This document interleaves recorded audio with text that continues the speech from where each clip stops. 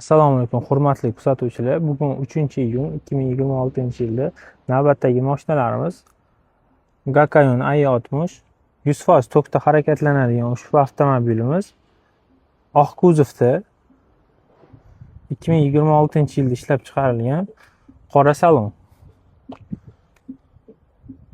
Ko'rsangiz bo'ladi, juda ham chiroyli. 650 km masofani bosib o'tadi to'liq zaryad bilan. Xuddi shu avtomobilimizning kofi saloni ham bor. Shtorkali panoramalar bor. Massaj, abdufabagrev funksiyalari bor.